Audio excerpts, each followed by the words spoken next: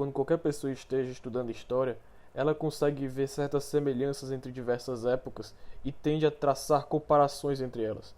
E então, quando essas pessoas veem que essas semelhanças são maiores do que o normal, elas chegam a dizer que na verdade a história está se repetindo. Mais recentemente, alguns grupos de fascistas na internet ressuscitaram algo que chamam de história cíclica. Aqui é muito conhecido em sentido de 4 fases, como homens fortes geram tempos bons geram homens fracos geram tempos difíceis e tempos difíceis geram homens fortes. Mas na verdade, a melhor resposta, que ao mesmo tempo englobaria as comparações da história supostamente se repetir e também todo o drama da história cíclica, se materializa na teoria histórica de Oswald Spengler. Oswald Spengler foi um alemão da chamada Escola da Revolução Conservadora durante o período entre guerras, entre a Primeira e a Segunda Guerra Mundial. Foi um historiador e um filósofo da cultura, e é muito popular entre leitores de Evola, e foi recentemente redescoberto pela direita dissidente. Nesse vídeo, vou desenvolver os conceitos básicos de sua maior obra, O Declínio do Ocidente, e toda a sua filosofia da história, que com certeza, apesar de se desviar um pouco dos temas que eu venho tratando aqui no canal, de filosofia política, é muito importante para as análises pós-liberais que buscamos. Mas só que agora é muito provável que o público leigo nunca tenha nem ouvido falar de Oswald Spengler, ou de sua teoria da história. Isso acontece porque na escola ou nos ensinam pouquíssimas teorias, ou assumem que uma teoria na verdade é a certa, implícita ou explicitamente, e operam todo o ensino da matéria nela. Uma teoria da história que com certeza é mais ensinada, porque é a mais famosa, é a teoria do materialismo histórico dialético, feito por Karl Marx, a qual propõe que os acontecimentos históricos ocorrem por interesses materiais ou econômicos, e que a luta de classes é o motor da história. Além da teoria marxista, é conhecida também a teoria da historiografia Whig, muito criticada por neorreacionários, a qual diz que a história sempre tenderá para o progresso, ou seja, mais democracia, mais liberalismo, mais liberdade, e que esse processo na verdade é inevitável, não tendo como pará-lo. Essas duas teorias, que merecem com certeza menção honrosa a Hegel na gênese das duas, estão totalmente erradas porque ou elas estabelecem uma continuidade retilínea que é infinita, o que é impossível, ou porque elas estabelecem uma causalidade para tudo, estabelecendo causa e efeito para todos os eventos.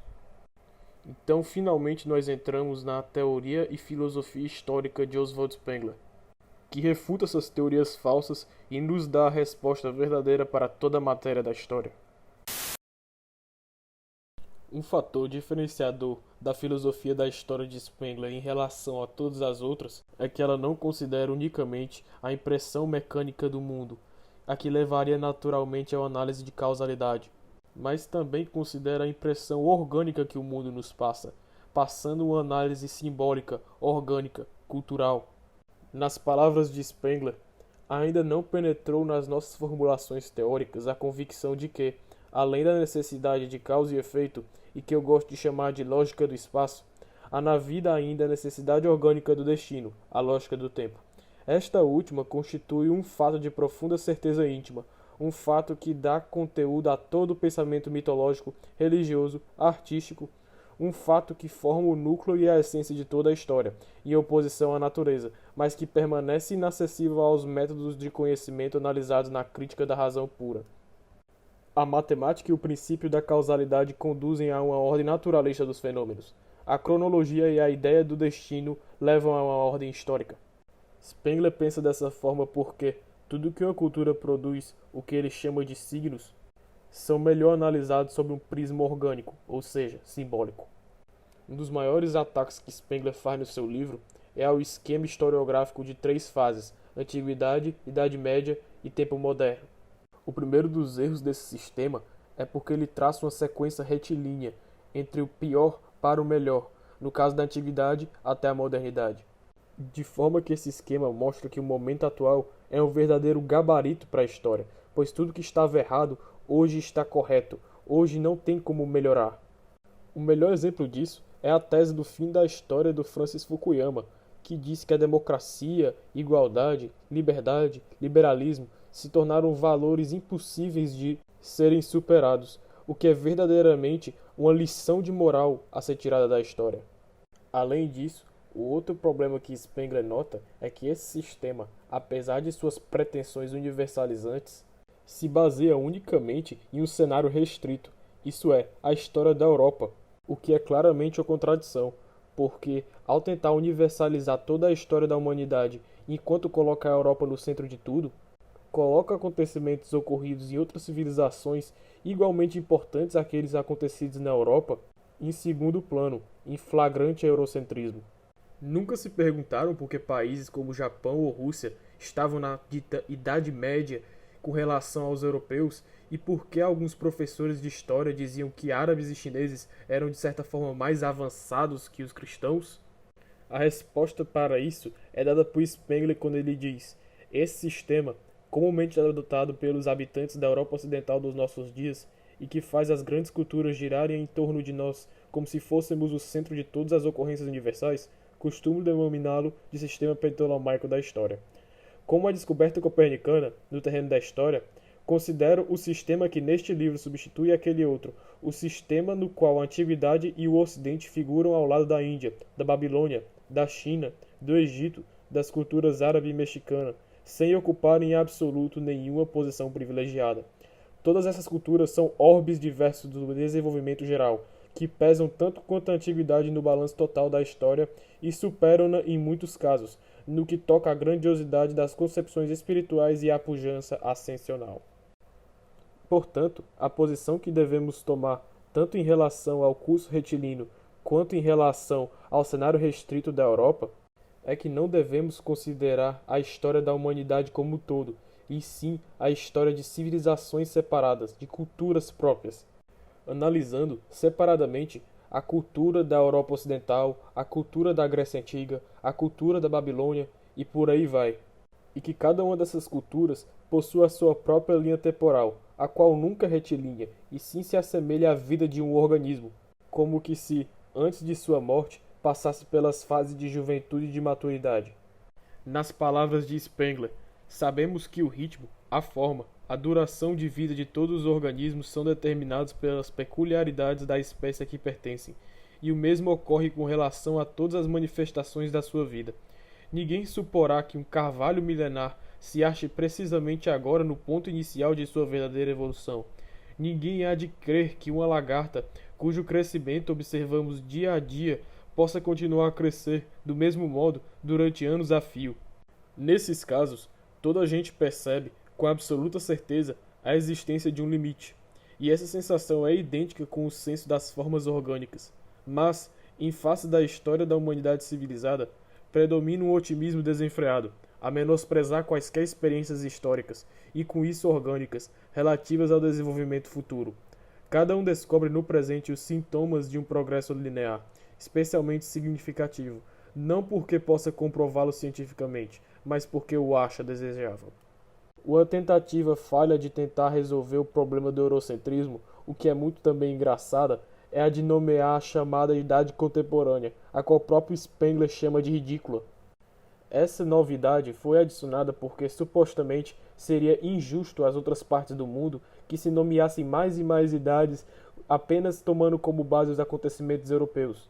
Porém, ao mesmo tempo, o marco da Idade Contemporânea, a Revolução Francesa, foi estabelecido como o evento singular mais importante para o mundo inteiro, ou seja, universalizou o liberalismo de uma forma nunca antes vista. Mas eu tenho também as minhas próprias críticas a esse modelo da Idade Contemporânea. Porque se esse modelo de dividir a história fosse minimamente consistente, seria perfeitamente admissível criar outra idade após a Segunda Guerra Mundial. Mas isso é o tema para outro vídeo. Como conclusão para essa teoria da história que Spengler critica, percebemos que ele é um esquema feito por ocidentais e pela sua tendência universalizante inerente a essa civilização, tentou englobar o mundo inteiro no mesmo modelo. Spengler acredita que o início desse modelo se deu no século XIII, com Joaquim de Floris, que trocou uma análise dual da história, como exemplificada nos exemplos cristãos do Antigo e Novo Testamento, por uma tripartição entre idades do Pai, do Filho e do Espírito Santo, que foi adotada também por muitos cristãos, como por exemplo Dante Alighieri e São Tomás de Aquino. Mas a adoção da teoria histórica de Spengler naturalmente leva a rejeitar toda essa nomenclatura de três fases históricas. Porém, as pessoas devem estar se perguntando se Spengler é um relativista cultural como costumamos ver nos dias de hoje, já que ele ataca tanto o eurocentrismo.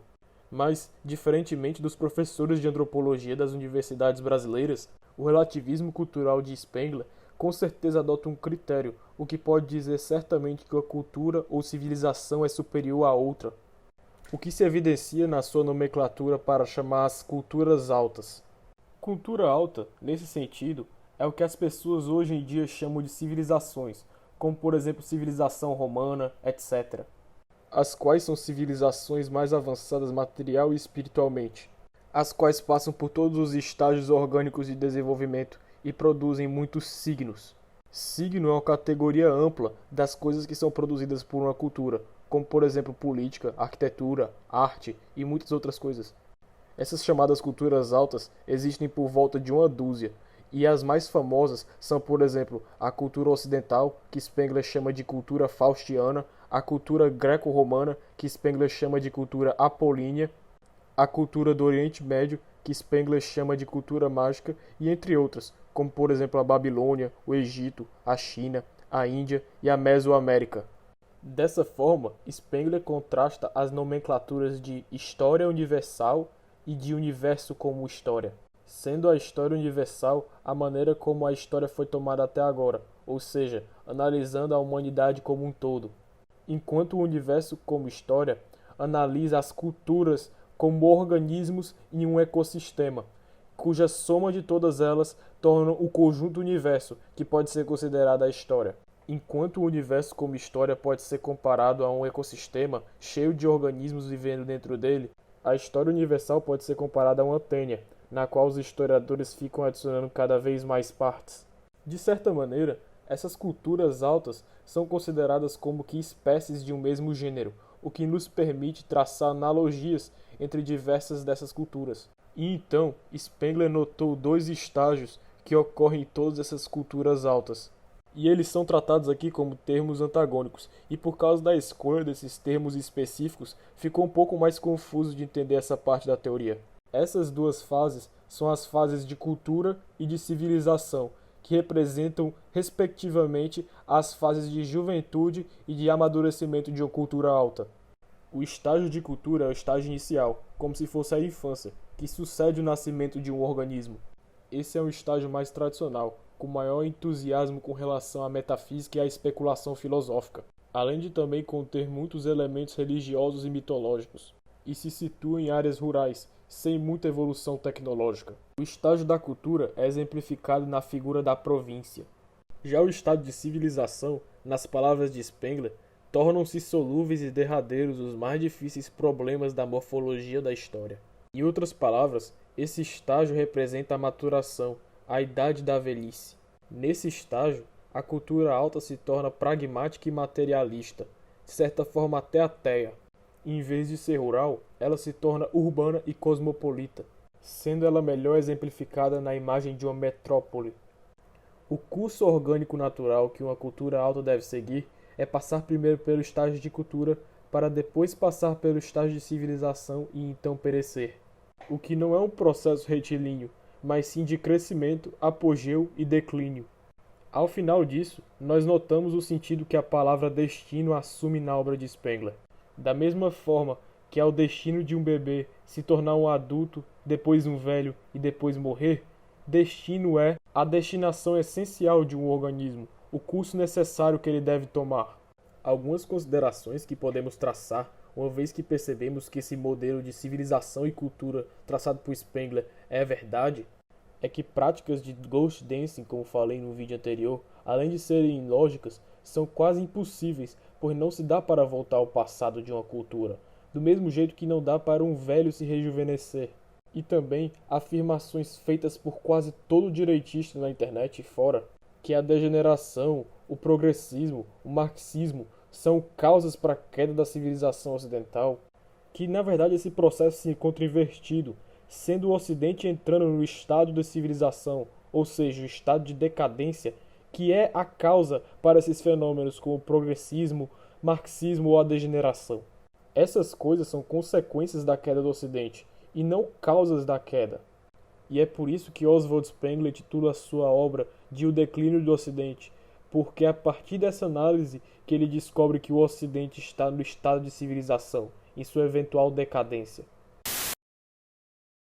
Outra parte muito importante para essa obra de Spengler é os paralelos que ele faz entre as culturas faustiana, ou seja, ocidental, e apolínea, que é da antiguidade clássica greco-romana. Enquanto muitas pessoas tendem a pensar no Ocidente ou civilização ocidental como abrangendo desde a Grécia até os dias de hoje, Spengler não pensa dessa maneira, porque ele acha que a cultura faustiana olha para a cultura apolínea como se fosse ela mesma, e por isso traçou tais análises. Também é fácil pensar dessa maneira que o Ocidente abrange todas essas duas culturas altas quando você nota que essas duas civilizações se passaram na Europa. Mas, para Spengler, o próprio termo Europa é um termo sem significação histórica, pois ele foi criado para designar a cristandade em relação aos muçulmanos durante a chamada Idade Média, quando, na verdade, esse termo não comporta nenhum sentido geográfico, porque a Europa é uma península da Ásia e também não possui sentido histórico próprio, pois une duas culturas altas muito diferentes entre si, além de ser o único elo a ligar a cultura faustiana à Rússia, a qual ele achava que uma cultura havia de nascer por lá.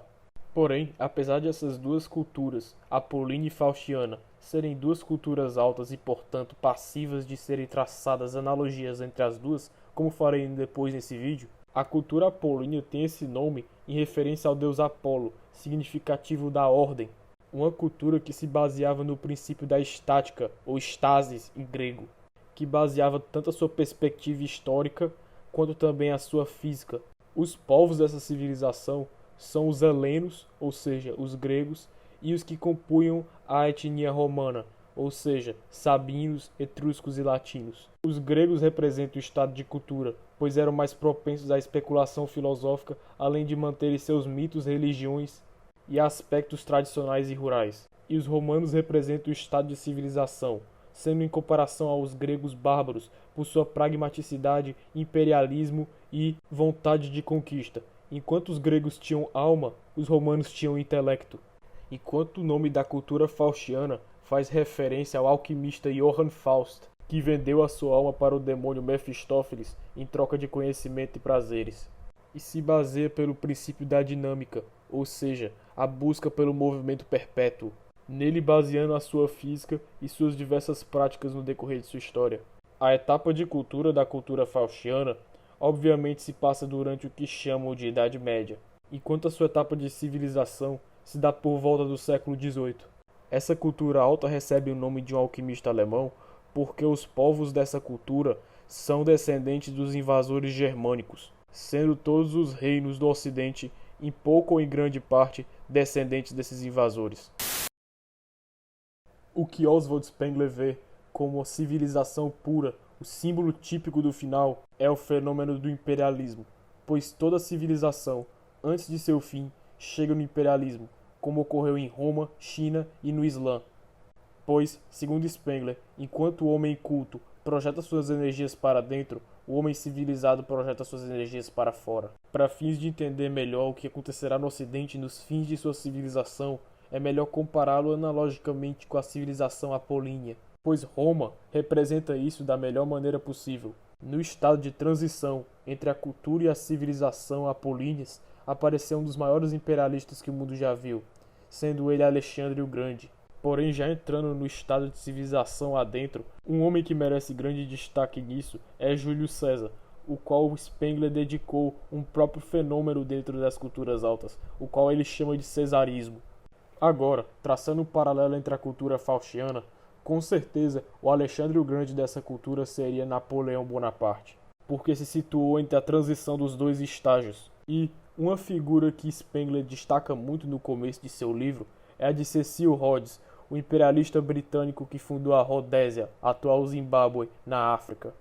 Mas, apesar de esse estar no estado de civilização da cultura faustiana, ele não compara Rhodes a César, e sim o compara ao general romano Flamínio, o qual derrotou os gauleses cisalpinos por volta do século III a.C.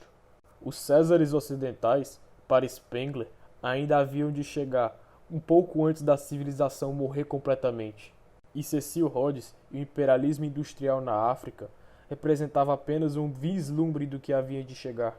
Algo que Spengler acreditava piamente na sua análise histórica era que o futuro da civilização faustiana ia ser eminentemente alemão, germânico. Que a Alemanha, mesmo sendo derrotada na Primeira Guerra Mundial, ainda estava reservado um futuro para ela. Mas, apesar de Spengler não ter tido muitas concordâncias com o Partido Nacional Socialista, é bem claro analisar que esse César ocidental que havia de vir podia muito bem ser Adolf Hitler. Porém, como muito bem sabemos, Hitler e os nazifascistas perderam a Segunda Guerra Mundial e esse futuro não aconteceu. Na verdade, Spengler não poderia estar certo sobre tudo. Mas a civilização faustiana após esse evento, em vez de morrer, está simplesmente rastejando com o pouco de vida que ainda possui. Como se o fim da história de Francis Fukuyama fosse na verdade o filler da história, algo que não deveria estar aqui, como se fosse um processo de criostase para o organismo dessa cultura. Porém, na verdade, a vitória dos aliados na Segunda Guerra e na Guerra Fria não simplesmente impediu a cultura faustiana de morrer, e de os Césares da força bruta da civilização tardia de chegarem, mas simplesmente adiaram o fenômeno, pois tudo que um dia nasce, um dia há de morrer. Apesar disso tudo, a única certeza que nós podemos ter é que o Ocidente com certeza um dia cairá, e que esses Césares um dia chegarão, e o caminho para isso nos dias de hoje esteja sendo traçado, pois nacionalismo está crescendo muito no mundo atual e narrativas como liberalismo, democracia e progressismo estão sendo amplamente contestados. É até possível que esses Césares que um dia hão de chegar utilizem a técnica governamental do formalismo, mas isso só o tempo dirá. E quando isso acontecer, o imperialismo entrará numa nova etapa e finalmente ocorrerá o grande finale para a cultura alta faustiana. Porém, o que vem depois disso tudo, já que nós não podemos acabar com o curso orgânico dessas culturas? A resposta para isso é simples: o nascimento de outra cultura alta, que não seja o Ocidente, mas que nasça na mesma paisagem na qual ele deixou, como ocorreu na cultura apolínea, e em todas as outras que deixaram solos férteis para outras culturas altas desabrocharem-se. Ao final disso tudo, essa é a conclusão que Spengler encontra para o futuro, um futuro que muitos podem achar pessimista, mas que também muitos podem encontrar uma grande oportunidade nele.